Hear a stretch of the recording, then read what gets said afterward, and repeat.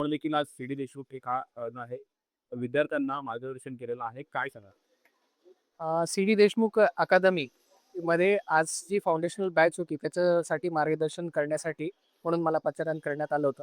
त्या बॅचमध्ये जवळपास 90 ते 100 विद्यार्थी आहे आणि सी डी देशमुख अकादमीमध्ये त्यांच्या राहण्याची, त्यांच्या लायब्ररीची आणि त्यांच्यासाठी आवश्यक असणाऱ्या तिन्ही टप्प्यातल्या सर्व प्रशिक्षणाची आणि इव्हन टेस्ट सीरीजची देखील आणि मुलाखतीची देखील संपूर्ण तयारी तिथे करून घेतली जाते आणि त्याच्यासाठी ठाणे महानगरपालिकेमार्फत ह्या पूर्ण सेंटर रन केलं जातं.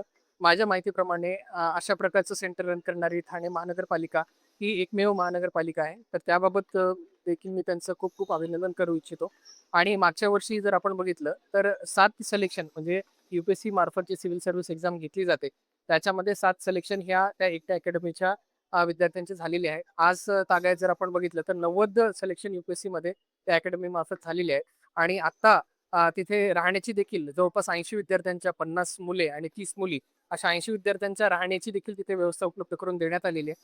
अशा प्रकारचं उत्कृष्ट काम तिथे चालू आहे.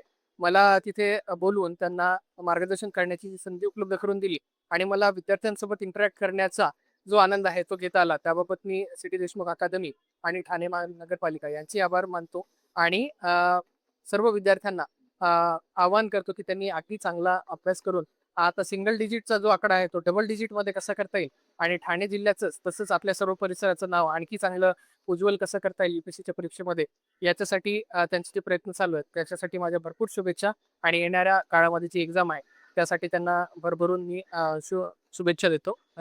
तर यू-पी-एस-सीसाठी मुलं प्रिपेअर करतात, त्यांना सक्सेस की सांगायचं असेल तर काय? यू-पी-एस-सीसाठी जे मुलं प्रिपेअर करतात त्यांना सक्सेससाठी स्वतःमध्ये काय-काय स्ट्रॉंग पॉइंट्स, वीक पॉइंट्स आहेत याचं आकलन करणे आणि एक्झामच्या दृष्टीने पूर्व तयारी जी आहे, ती अगदी कालबद्ध पद्धतीने व्यवस्थितरित्या करणे, हा माझा त्यांना सांगण्याचा मूलमंत्र असेल. त्याबरोबरच आता सध्या जे आपल्याला एआय आणि ChatGPT यांच्या माध्यमातून जे ज्ञानाचं नवीन दालन खुलं झालेलं आहे, त्या दालनाचा देखील त्यांनी भरपूर उपयोग करून घेतला पाहिजे. कारण पूर्वी मार्गदर्शन मिळणं किंवा त्याच्यासाठीचं योग्य मटेरियल मिळणं हे फार दुरापास्त होतं आणि त्यामध्ये पण बराचसा एफर्ट जायचा. माझ्या स्वतःचं उदाहरण जरी सांगितलं, तरी त्यामध्ये आपल्याला या सर्व गोष्टी करण्यासाठी बरीच मेहनत घ्यावी लागायची. आता या सर्व गोष्टी ह्या सर्वसामान्य जनतेपर्यंत या टेक्नॉलॉजीच्या माध्यमातून उपलब्ध झाल्यामुळे त्याही गोष्टींचा त्यांनी पुरेपूर उपयोग करून घेतला पाहिजे, असं माझं त्यांना सांगणं असेल. ते करत असताना थोडंसं स्ट्रेस मॅनेजमेंट, मेंटल हेल्थ आणि एक्सरसाइज, फिजिकल हेल्थ याकडे देखील त्यांनी लक्ष दिलं, तर त्यांचा पूर्ण जो प्रवास आहे त्याच्यामध्ये कुठेही खंड येणार नाही आणि त्यांना यशाप्रत जाण्यासाठी एक चांगलं बळ मिळेल असं या प्रकारचं मार्गदर्शन आज तिथे त्यांना कळलं. थँक दोन मुलगे यांचं सुद्धा मार्गदर्शन विद्यार्थ्यांना लावलेलं आहे. काय सांगाल? रोहन घुगे साहेबांना आम्ही त्यांचं काम बघितलेलं आहे. सध्या जिल्हा परिषदेला त्यांना जो अव्वल क्रमांक मिळालेला आहे 100 डेज प्रोग्राममध्ये. सो एक विद्यार्थ्यांसाठी एक मोटिव्हेशन एक तयारीसाठी काय आवश्यक लागतं आणि काम करताना कशाप्रकारे काम करावं, तो त्या दृष्टीनं ते एक आयडियल होते. त्या अनुषंगाने आम्ही त्यांना आमंत्रित केलं होतं आणि त्यांनी विद्यार्थ्यांना अतिशय चांगल्या प्रकारे प्रिलिम्सपासनं मेन्सलाही कशी तयारी करायची आणि पर्सनॅलिटी डेव्हलपमेंटसाठी पण कशी तयारी करायची आणि ते करत असताना काय-काय आपल्याला ऑब्स्टॅकल्स येतात, त्याच्यावरती कशी मात करायची, अतिशय चांगल्या प्रकारे त्यांनी मार्गदर्शन केलेले. विद्यार्थ्यांच्या अनेक शंका होत्या. शंकांनाही त्यांनी चांगल्या प्रकारे उत्तर दिलेले आहे. त्या ठिकाणी घडलेले पाहणं आज सुद्धा विशेष मार्गदर्शन शिबिर लाभलेलं आहे. काय सांगाल?